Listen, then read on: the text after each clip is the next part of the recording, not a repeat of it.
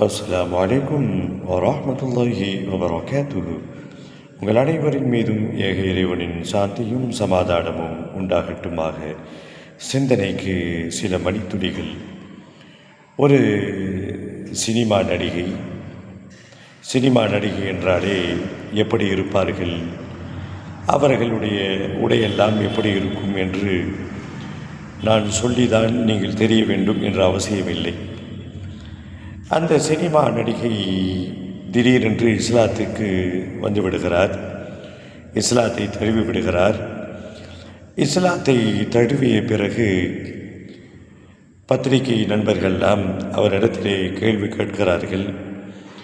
பொதுவாக இஸ்லாத்திற்கு யாராவது வந்துவிட்டால், குறிப்பாக இந்த செலிபிரிட்டி என்று சொல்லப்படக்கூடிய பிரபலமானவர்கள் வந்துவிட்டால் எல்லோ மீடியாக்களுடைய ஃபோக்கஸும் அங்கே தான் இருக்கும். பத்திரிகையாளர்கள் கேட்கிறார்கள், சிலர்கள் மறைப்பார்கள், அது வேறு. நீங்கள் ஏன் இஸ்லாத்திற்கு வந்தீர்கள்? இஸ்லாத்தை நீங்கள் ரிலீஜியனாக மார்க்கமாக தேர்ந்தெடுப்பதற்கு என்ன காரணம்? உங்களுக்கு பழைய மதத்தின் மீது நம்பிக்கை இல்லையா என்றெல்லாம் பத்திரிகைக்காரர்களுக்கிடையே உரித்தான அந்த லெக்கல் நெய்யாண்டியோடு கிண்டி கடைகின்ற அந்த வாணியிலே கேள்வி கேட்கிறார்கள். அந்த அம்மையார் சொன்ன ஒரே பதில்தான், நான் கல்லூரியிலே படிக்கின்ற பொழுது என்னோடு படித்த பெண்கள், முஸ்லிம் பெண்கள் எல்லாம் இந்த கருப்பு உணையை, அதாவது ஃபர்தாவை அணிந்து செல்வார்கள். அப்படி நானும் ஒரு நாள் அதில் என்ன இருக்கிறது, அந்த கருப்பு அங்கி வெறும் ஆடைதானே, அதில் என்ன இருக்கிறது என்பதை விளையாட்டாக அணிந்து பார்க்கலாம் என்று அணிந்து பார்த்து நான் பயணம் செய்தேன். அன்றைக்கு நான் உணர்ந்த உணர்வு இருக்கிறதல்லவா, எனக்குள் ஒரு பாதுகாப்பான உணர்வை நான் பெற்றேன்.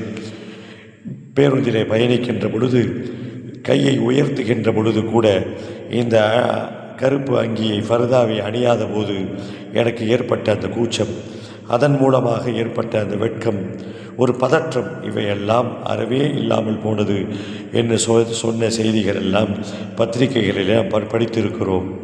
ஆம், தீன் குல பெண்மணிகளே, உங்கள் மதிப்பை நீங்கள் புர்காவை தரம் கெட்ட முறையிலே அணிவதின் மூலமாக நீங்கள் கெடுத்து கொள்ளாதீர்கள். இஸ்லாம் உங்களை கண்ணியப்படுத்தி இருக்கிறது, உங்களை உயர்த்தி இருக்கிறது. தீன் குல பெண்மணிகளே, வீண் குல பெண்மணிகளாக மாறிவிடாதீர்கள்.